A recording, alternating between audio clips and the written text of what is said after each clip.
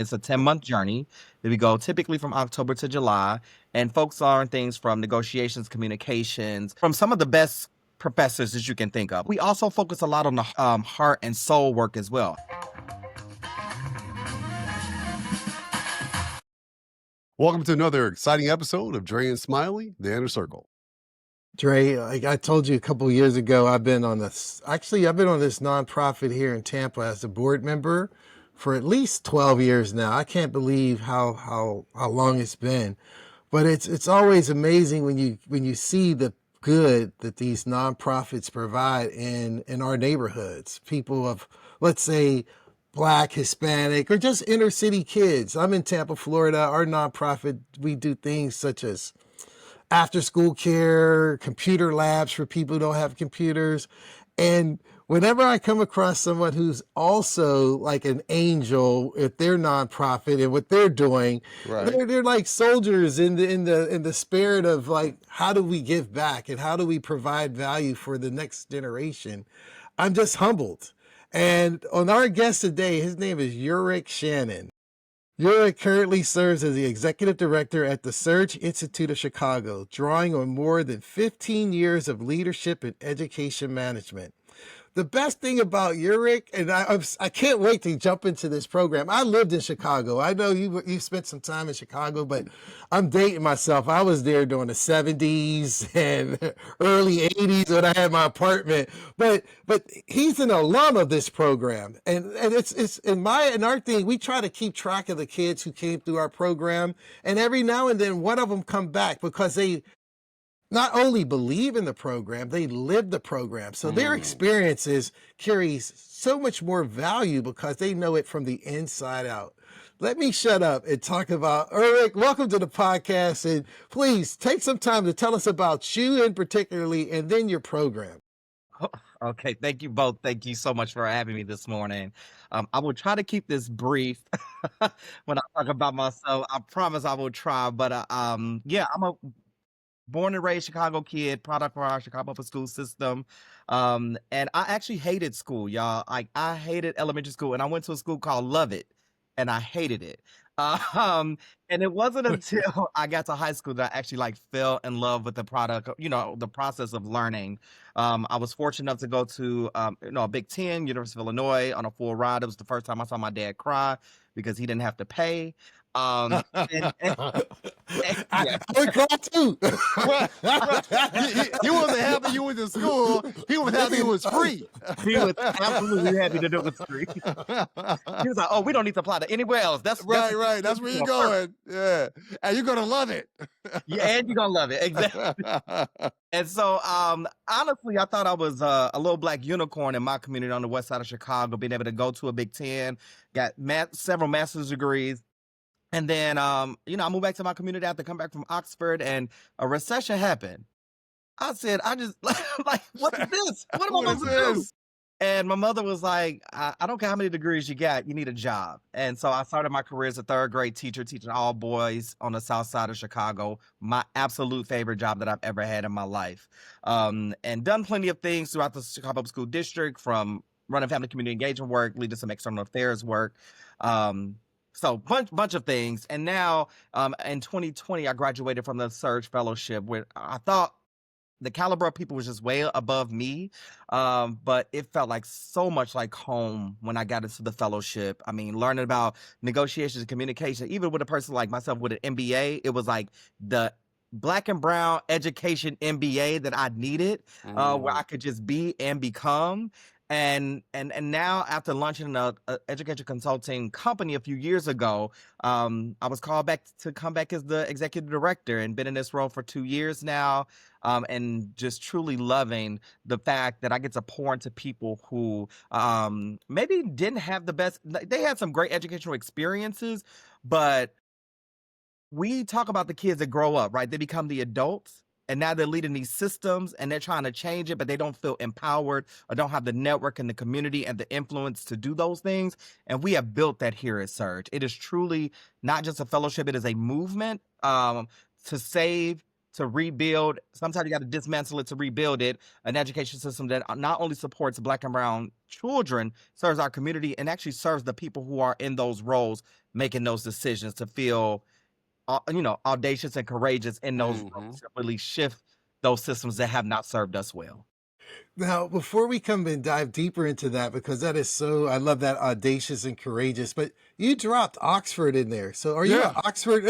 I mean, you can't just drop a bomb. All casual with it. Oh, yeah, I studied in Oxford. It was not like the Oxford Exchange. You were at the University of Oxford. Please tell us about that. You would be the first one that would be an Oxford alum, I think, Dre. I think so. Yeah, and let's keep it moving, like no big deal.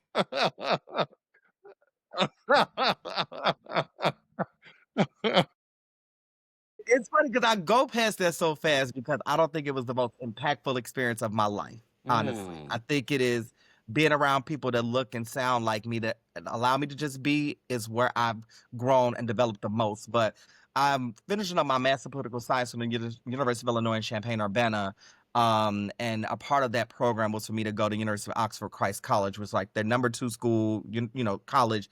And I lived where they filmed Harry Potter. So like every day there were people like outside my door, and got the opportunity to study both at Oxford, University of London School of Economics, and University of Edinburgh. So got to spend a lot of time living throughout the UK. But yeah, I came back from Oxford and nobody could buy a house and nobody could find a job.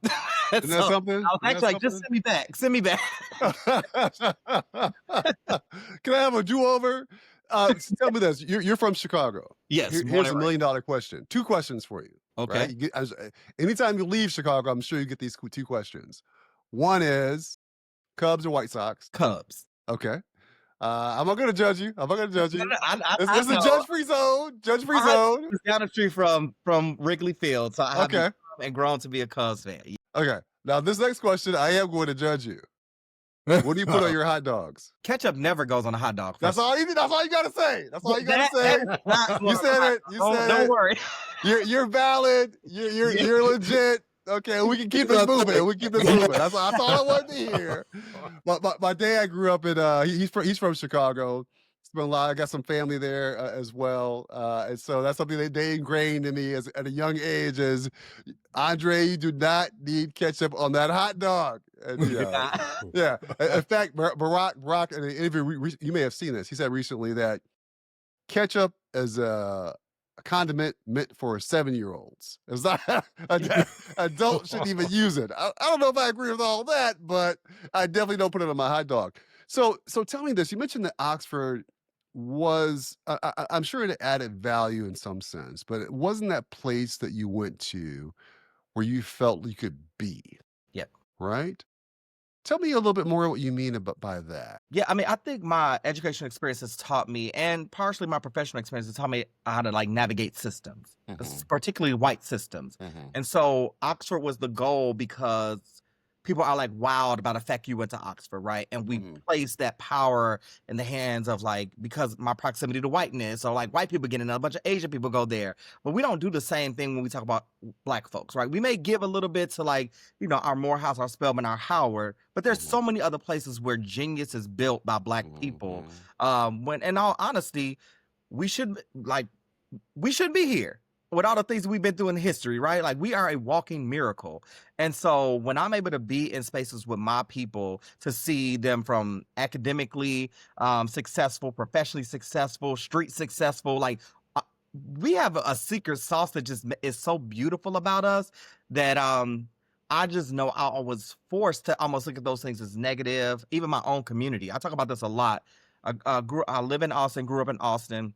It is the largest neighborhood in the city of Chicago, but the only thing I hear about my community is it's filled with drugs, gangs, crime. Even in high school, for my personal statement for college, they wanted me to write about my hard life growing up on the west side in Austin. And I was like, but that's not my life. My neighbors, we care so much for each other. We shovel each other's snow. We cut each other's grass. We check on each other. We are truly a community of love, but you wanted me to tell the story that's the opposite. And I'm going to go into other communities where I am not welcome and not loved. And so Oxford was great, but did I feel that level of love and like welcome and being seen and heard? No, I had to work 12 times as hard as many of the other people just to feel valid in that space where I can go into my own areas and like my friends don't care how many degrees I get. They're going to talk about me crazy and they also give me access to places, right? Right, And so right, that is right. the type of places and communities that I want to be in. That's where I thrive. Yeah. There's a guy we had on, you probably heard of him, Damon Tweedy. He's a psychologist from Duke. He wrote a book called Black Doctor in a White Coat, Black Man in a White Coat.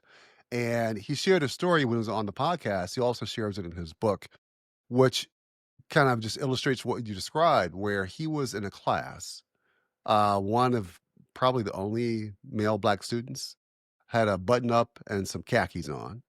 There was a break during the class, and the professor walked up to him. He's like, in the middle of students, just all just chatting, waiting for the break. Professor walks up to Damon and says, "Hey, so are you here to change the light bulb?" Right? So this is a guy. I don't know too many janitors that dressed up in a button up in khakis, but because he was a Black person in the room, there's that assumption. So I can well imagine some of the experiences you might have had at Oxford and exactly what you mean when you say, it wasn't home, right? It didn't feel like home. The next obvious question for me is, what is Surge Chicago, and what's the goal of Surge Chicago for the community? Yeah. So Surge is a national nonprofit organization that supports Black and Brown leaders in the education ecosystem. And so it's not just classroom teachers or principals, but we have folks who sit at the top of districts as superintendents or lawyers for districts. We do have teachers and principals, but we also have like nonprofit leaders. And what we know is there's not going to be one classroom or one school that's going to save all of our kids, right? And can change the trajectory for the people in our communities, because it's not just about one of us winning, we all have to win. And so we need that type of full throttle and full perspective of the ecosystem in order to change that. And so in Chicago, it is an extremely competitive program to get into. There's so many applications and incredible people, but it is a cohort-based model fellowship, and it's a 10-month journey that we go typically from October to July, and folks learn things from negotiations, communications, and so from some of the best professors that you can think of. Like we have a great professor from Northwestern that teaches negotiations that people pay thousands and thousands of dollars at Northwestern, the MBA program, to get this. But we also focus a lot on the heart and soul work as well. How do we unpack who we are, receive who we are, love who we are, and also let go of some of the things that we were taught. And so it is the hard skills, but it is totally an emotional roller coaster that we all go through. But when we come out on the other side with the mission and the purpose is to fulfill those pipelines, because if you go into a lot of spaces where decisions are made in education, you'll see Black and Brown folks in the classroom at the school level, but those rooms where the decisions are being made often don't reflect those groups. And so we are trying to infiltrate those systems with people who are ready to take up space in those rooms and represent for Black and Brown people in those rooms. But we also want people on the outside, because you need agitators as well. And so we think about, how do we partner with the people externally, who are those ground roots organizers to really change the work that we do. And so it's really about educating, empowering, and energizing those leaders who already have all the power within them. They're just afraid to release it out into the world. And so we are changing policies and we are doing things to counter all the scary things that are happening in the world with people who just needed a little push and needed a community in order to do that. And ultimately, the goal is to ensure that our children at our schools are set up for success, not just today, but for the rest of their lives. I love how you detailed that, because I can see the value that would bring from the top down, right? Like you said, there's the change that it takes place in the classroom, and that's significant. But in Yes. order for that to be sustainable, to be impactful, it has to start at the top, right? You have to have that support and that guidance and direction from the top. So I can see the value of having this leadership cohort that comes through, and that then can go out into the world and start enacting change. About 10 years ago, perhaps more, there was a school in the Chicago area. It was on the news. and there was a lady that ran it, and she was trying to, turn things around. It was really popular, really famous. You know what I'm talking about? She was a young lady. She was there for a You just about at Finger High School. Finger. Lady That's it. That's the one. That's the one. What's going on with? For those that are listening and watching, you share a brief synopsis of what Finger was trying to do and where they are today? Yeah, so Finger sits in a pretty well-known neighborhood in the city of Chicago on the far south side for being known for being pretty dangerous. And so going into a school like Finger at that time where people have like basically disinvested themselves, not just financially, but I think emotionally. And Liz came in, even with shootings and killing of students, she came in with a mission to change that school around. And so she did a beautiful job in some really hard and challenging conditions, which I think, and probably Liz, if you're listening, correct me if I'm wrong, but I think it started with the shifting in the mindsets of the people, how they saw those kids, how they saw those babies, because there is the power of the gaze that happens in schools. Like children see themselves based off of how we see them. So if we're telling them you're not smart, you're bad, they're going to produce those things in the world. And it was like, how do I get my adults in this building to see the value in every single child, whether they come into school late, whether they're clothes smell or whatever. And it started with the adults, I believe. So her mission was really to change the mindset so that we could get to the academic outcomes and have kids actually want to be at school, right? And enjoy being in that space. And so Liz has certainly moved on from that role and leading some incredible work at Chicago Beyond here in Chicago. But she is certainly a well-known name. Yeah, yeah. In the education ecosystem here. Yeah, I remember watching that. It was like a series they had where they kind of just shadowed her for a period. The work she was doing was amazing. I'm glad you summarized it. I'm going to sit over to Smiley here in a second. One obvious question: both Smiley and I, he's more of a numbers guy than I am, but we're both kind of numbers guys. So one obvious question is funding. Talk about the funding that you guys like. How? Wait a second. Is that sweat on your brows? Yeah. Are you gritting your teeth right now? What's going on? Did I say something wrong? Talk to us about how this program is funded. Okay. And obviously if there's an opportunity for those that want to contribute funding, talk about that as well. Awesome. So Surge is funded by a group of great local family foundations here in Chicago who deeply believe in the work. So they are pouring in at the school level directly to young people, but they're also pouring into the adults, like through programs like Surge. And so we are fortunate and grateful to have all of them. We also receive revenue. There is a tuition to participate in the program. It has gone up to $7,500. It is typically around what it should be, but I will say the program itself is probably about $25,000 or $30,000 per person for the year. So it is pretty expensive to run a program like this. But we are fortunate that even with the tuition, we have had an increase in applications. We are like up 139%. From 2 years ago, even with the increase in tuition. But we also have incredible monthly donors through our what we call the impact community. And so we have people donate for as less as $5 a month to $250, $500 a month. And so those things add up super quickly to support our programming because we just provide just incredible spaces for learning. You would never go without a great meal. You would never go without a great presenter. And so that is where a lot of our revenue comes from, through tuition, through family foundations, and our individual monthly givers that support our work. And we welcome anybody to go to the surgeinstitute.org website and join our impact community to be able to continue to support our work here. So when you think of it, let's say funding, as Dre brought it up, when you look at it, and I love the way you described that you're changing it from the top down, being in those discussions, and what would be your silver bullet? Meaning if Bill Gates is listening to this, or Jeff Bezos, or whomever, or let's say John Hope of the Hope Foundation, let's use somebody of our persuasion, and he's like, I want to give them $10 million. How would that be deployed? Or what's that silver bullet amount that would just say, you know what, we could drop our tuition to $1,500 and now everybody can come in? Or what would be that? What would you do with resources if it was infinite? And how would you deploy it? Wow, that is such a good and a very challenging question. I think we often ask our fellows as well. If you had unlimited dollars, what would you do? Wow. I think we can. The way I see Surge as a movement towards liberation and justice is beyond just the buzzword of those. We are thinking about Black and brown folks who are dying at a very young age, and these are even people who are married, well off, have all the things.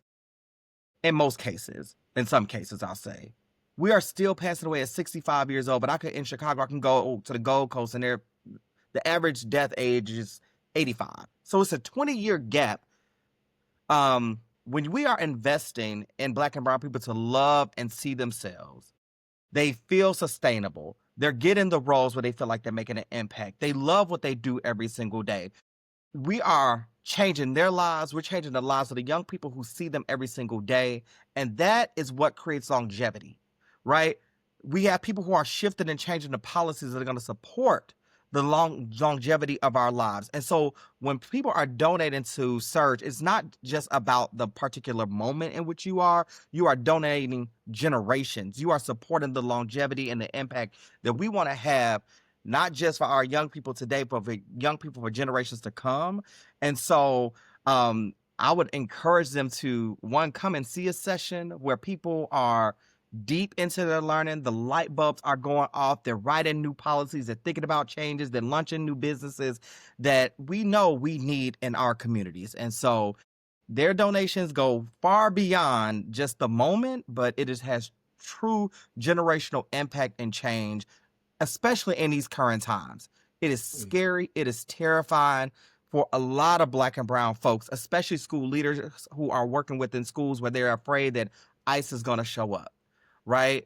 Or their parents are afraid to bring them to school because the parents are afraid to go outside. And so these are people who are thinking every single day on, how do I make this a safe environment? How do I make this the best place for children to learn? How am I also thinking about the adults in this space? And so your investment is going way beyond Surge. It is exponential across organizations, across generations.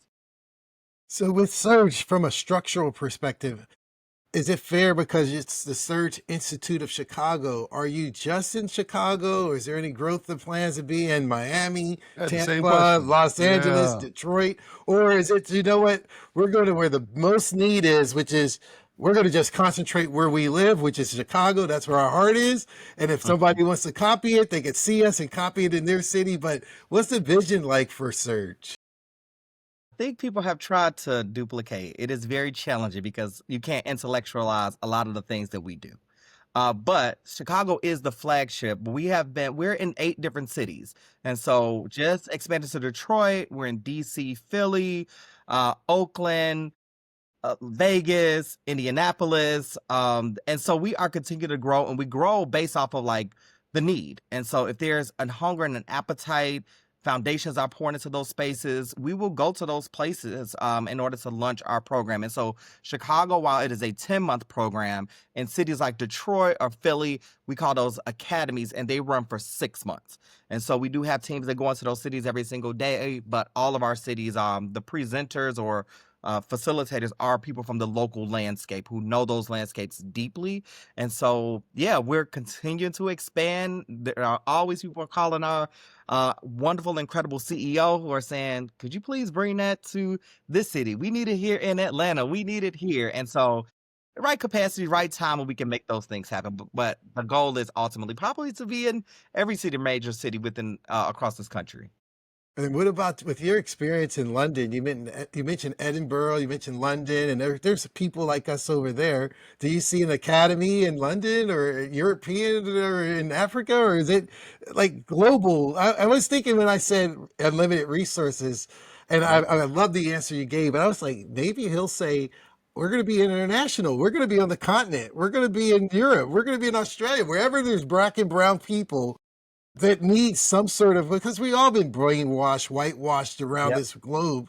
And I think what you're doing can apply value to anyone of everyone of color around this planet. So I was just wondering. Yeah, I love the way you dream big. And I am pretty sure that that my CEO is already thinking of those things. And I mean, when we're only 11 years old, right? Okay. And so we are, in a nonprofit space, we're still pretty much a baby, but I certainly can see in her vision of the expansion into other countries one day. Absolutely, we know the experience that we're having here in Chicago is not a monolith. It's not unique to us. Black and brown people are, and we can look at the news any second to see that are having the very similar challenge and experience that we are having here in the education system and beyond. And so if we could get there one day, Bill Gates or anybody out there name with a bunch of money, we are the target would be to expand. Anyone out there with No. bags of cash they can't get rid of, Yeah. go ahead and hit you up, right? Well, we will also be picky on where we get that money from too, because not all money is good money. Okay, So- okay, all right. That's fair. I like that. Yeah. Okay, well, I just sold a bunch of extra TVs. I was gonna send you the cash, but man, you may I not mean, want my Dre, you seem cash. real 'cause- cool. I think I can trust you. So, Yeah. take your bag. He from Nashville. We don't know. But one more. So we are talking about education. How do you see everyone's in the news? They're all afraid of AI. Has AI affected Surge, or is that part of the curriculum? Or how do you talk about technology with this with your programs? Well, we know we cannot run away from AI. It is coming. It is coming faster than probably people ever imagined it is going to come. And so it is certainly something that we are leaning into here at Surge. A colleague and I just finished an AI accelerator program where we are building an AI bot for Surge or Surge fellows and alums to think about how we incorporate that space. We know our kids are using it. We know our kids are using it in the classroom every single day. So we cannot run from it. We are thinking of creative ways to implement that and support our teacher leaders in classrooms. So like, hey, this is a tool and a resource as opposed to the enemy or the op or something to run away from. I mean, they did the same thing with the calculator, right? It was like, no, you can't use that. And now I'm like, who's got time to be doing all? I don't need to be a hidden figure. I don't need the chalkboard to figure that out, right? So we need to be able to move fast and efficient. Yeah. But we also have to think about the challenges of AI and how it can, misinterpret some things. We know there's racism that exists in the world, and people are utilizing ChatGPT and OpenAI for those reasons, and they absorb that information. And so we have to ensure that our people are also using it responsibly, so that it can then understand the perspective of Black and brown people, even when people are inputting things that may be against or negative about us. And so we are certainly thinking about that, but with caution, I'll say, on how we leverage tools like AI right now. No, I love that answer, because I was also thinking, if you think of social media, your TikToks, your Instagrams, your Facebooks, all these things, and AI and your YouTube, it's like a whole new world compared to when we were younger. And Yeah. I was just wondering, how is it embraced by people, or is people afraid of it? Because everyone seems to be afraid of it. I'm like, well, it's just a tool. It's not really, it's a I tool. mean, I think there's other things that's happening right now in the world that are making us way more scared at the Yeah. moment than Yeah. AI. That's I mean, fair. I do find myself with ChatGPT saying please and thank you, because if it becomes a person one day, I don't want it to come and beat me up. I'm like, Yeah. build a good rapport. But I think watching some news stations scare me a lot more right now than AI. With AI. So here's something that crosses my mind. This organization, in my mind, clearly has a place and need. Having been around for 11 years, I'm curious, just to help crystallize it for our viewers, our listeners, is what success story could you share where it just fully encompasses the impact this organization has in the community? Oh my God. I love this question because it is absolutely my favorite part of my job, is to talk about the outcomes that we have through our alums and our fellows. And so there are so many. I can tell you from our very first cohort in 2015, Candace Moore, she became the first chief equity officer for the city of Chicago.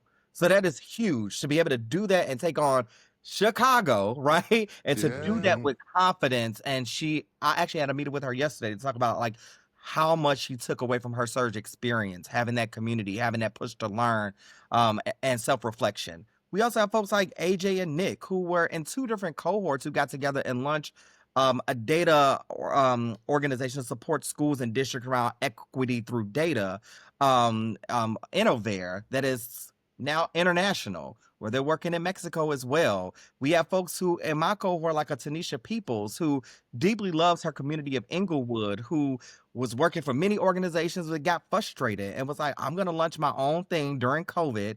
And it is changing the lives of young people throughout Inglewood, where people are telling them not to love their community. It's dangerous. And they're building community and building what are the solutions of the future, particularly for their neighborhoods, talking block by block. And so there are so many incredible things that are happening with our alums across this country. Like I said, we have now folks who are on the DC Board of Education. They sit on boards. And so there are plethora, but we know we need all of those people in all those places to continue to excel and exceed, because it is the collective power that we have. It's not just going to be one of those organizations. And so I could probably go on and on and on about so many incredible Surge alums. I'm on LinkedIn every day because there's always something new. And then I'll also just close with this on that part, is that there are so many now Surge alums who now work for Surge, which I think speaks to the deep belief that our leader, Carmita, has about what she has created here. So it is not just myself. There are 2 other people from my cohort alone who serve as chief of staff and the ED for the Black Principals Network. We just hired somebody from 2 years ago who graduated as she's on the alumni impact team as the program director. And so probably almost half of our staff now are alums of the program. It shows like their deep belief and love for their experience, because they want to see those impacts and sustain the organization. Love it. Love it. Tell me this, as the director of Surge Chicago, you have your, your goals, your common goals you have, quarterly, annually, quarterly, that type of thing. What's a stretch goal for the next 5 years? Woo. Is this my interview about a job? He has a job, right? Well, and the only reason I ask is because someone with your background, right? You have a really rich and dynamic background. I can fully see why they wanted you for this position. My thought is that as you come into the, there are parameters you have to operate within, right? Because the CEO, has this vision and they want you to be a part of it.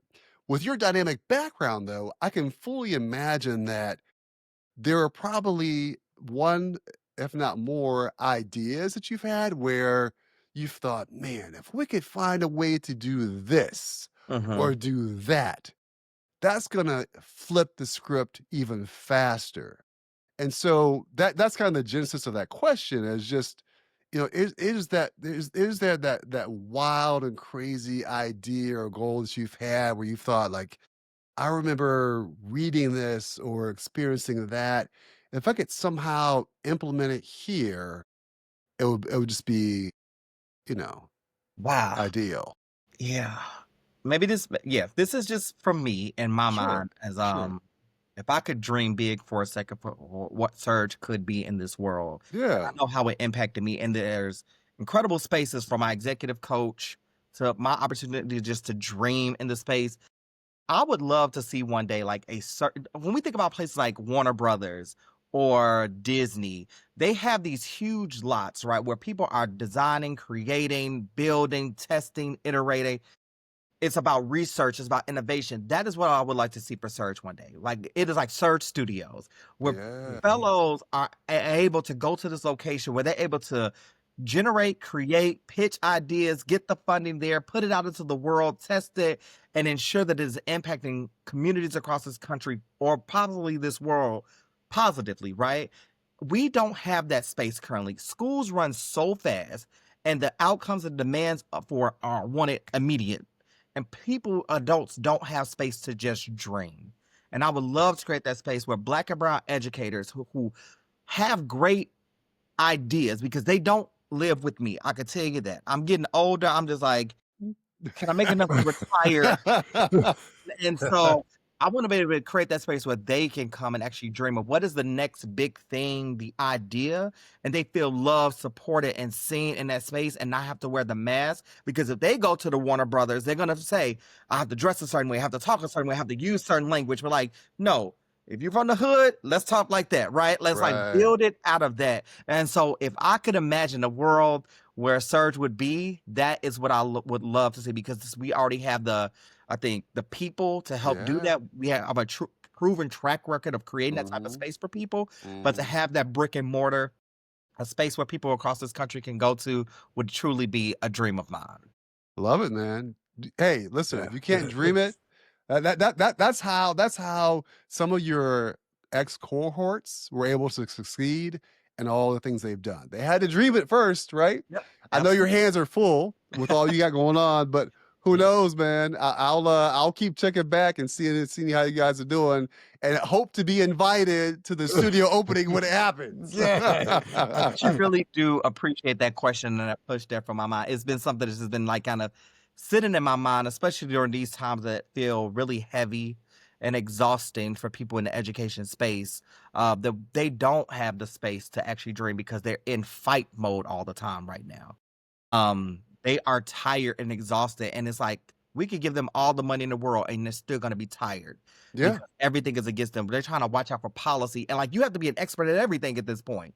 Like, what is the alderman doing? What is the mayor doing? What is the president doing? What is the policy? What's this executive order? When we have that type of space, people can actually go to the space that they feel most like their innate talents live. Like if it is policy, let's have the policy section, right? Where like people want to dive into that, walk through and reimagine a policy. Or we got people who like love the classroom experience and can reimagine what, not just a textbook, but like what does a classroom actually look like in 25 years actually do? Again, Bill Gates, if you're listening. But you're so right.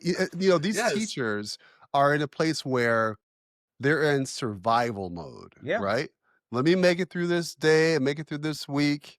And on the weekend, you're just trying to decompress from the week so you can make it to the next week. Absolutely. Versus having a place where they can go from survival to living, right? To actually thriving. So absolutely, I can appreciate what you're sharing. Yeah. No, I agree. That's because if you're stuck in corporate America, you're always on defense. You don't get to just. It's like a family reunion when you're at home with family. It's like, okay, I don't have to use the King's English. I can be myself. I know everybody ain't gonna judge me. It's like a judge-free zone that generates your thoughts. But before we go into the Final Four, was there something we should have asked you that we didn't ask you? Anything you want to talk about that we failed to mention? Or what I would just love to share is like any Surge alums that are out there, just know that we see you, we appreciate you, we love you. And if there are any folks who need a home and education, Surge is your space. So we may be in your city, go to our website and join our movement, join our family. Okay. Well, that's awesome. And the criteria to apply to be part of the cohorts on the website, I imagine? It's all on the website, yes. Great. All right.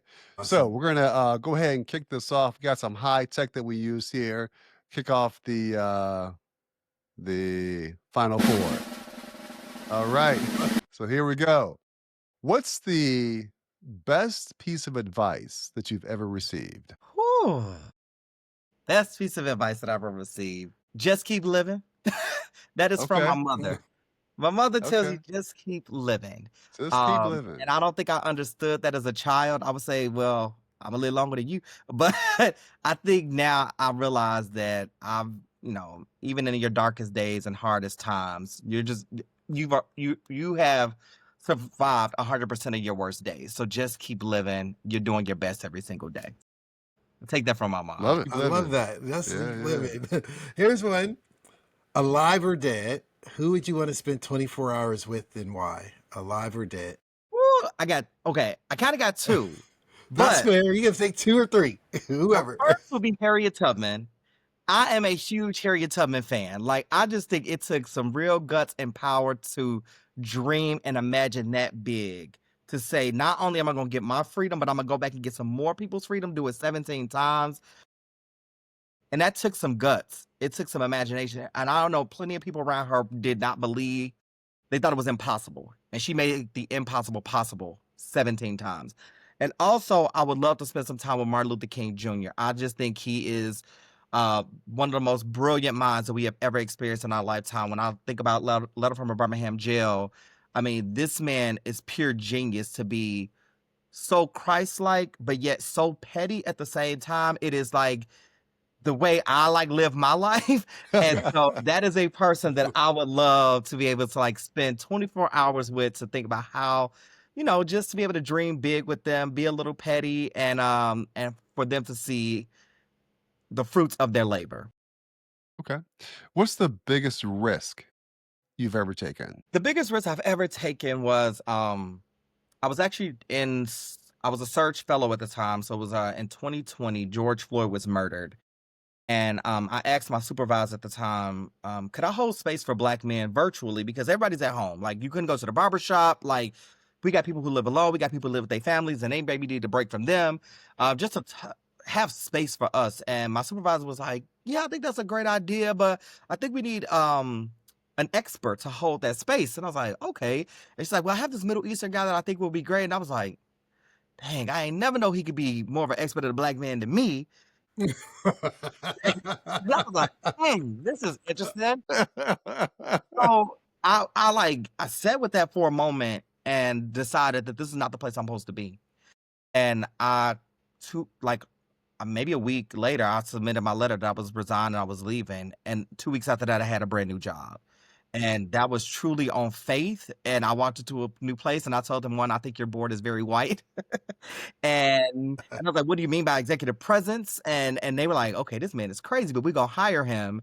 And they entrusted me, which with a little bit of a fight, to launch Liberated Way, which is the consulting arm of their company. And they were like, we don't like that name. And we were able to start to generate like $4 million worth of revenue. Even when they didn't want to support us, we were able to self-fund ourselves. So that is a huge risk that I took, from feeling the safety of your job, even when you like didn't feel seen or heard. And I think Serge gave me that push to be, you will be okay. You got all the things to survive in this world. And to be able to launch a business in spaces like Texas and Oklahoma, where they didn't want to hear anything related to talking about supporting Black and brown people, that those are the places that wanted my business the most. And so truly jumping out on faith in that space. And yeah, so that is the biggest risk. And I'll continue to take those now. So Love it. That's such an awesome inspirational story. Thanks for sharing that. Here's one. We're gonna conclude on a light note. okay. Ulric, what is something that never fails to make you laugh? I mean, tears running out the side of your face, holding your side, just can't stop laughing. TikTok. Me too. Did not spend so much time laughing on TikTok. I mean, my friends, and like I said, I'm an early riser. I rise at 4 a.m. every day. And my group chats are going at 5:15 in the morning, and they are all TikTok videos of joy and laughter. And so those are the things that keep me laughing. And I just have an incredibly funny community of people from my team at work. They're extremely silly. My really, really good friends. And then my parents are also getting older, and that is making it even more hilarious, because at 70 and 71, they are the funniest people I think I've ever met. I love how my mother writes a date of all of my mail that comes to her house. I love how she opens it and writes "oops" on all of my mail. And so TikTok and all my collective, my community, they keep me laughing and filled with joy. I'm telling you, the Red Fox TikTok baby videos of Red Fox and Aunt Esther, man, that takes me back, man. I'm back at home in my living room with my grandmother and grandfather. He would cry so much laughing at Red Fox and Aunt Esther. And now they got the baby TikTok versions. Right. It just kills me. I just carry. Yeah, as soon as you said TikTok, immediately I thought you're speaking Smiley's language. Okay. That's his go-to, TikTok. So listen, Ulric, man, this is one of those podcasts where So education for me is really important, right? Like this, the old saying, "Children are the future." When you start sharing about the work you're doing in the community, more specifically how it is designed to in the long term impact the from the top down, the level of knowledge, support, love, attention our kids are needing. I knew immediately this is going to be a great episode. Um, I wish you guys nothing but success with the organization, Surge Chicago. I wish you nothing but success in your role with Surge. Yeah, man, I'm looking forward to sharing this podcast with a couple of friends of mine that are in the Chicagoland area, and hopefully get them to maybe sign up for the as one of the cohorts. All Yeah. that said, I appreciate you being on the podcast, man. Thank you. Thank you all so much. Really appreciate this opportunity. All right. Awesome.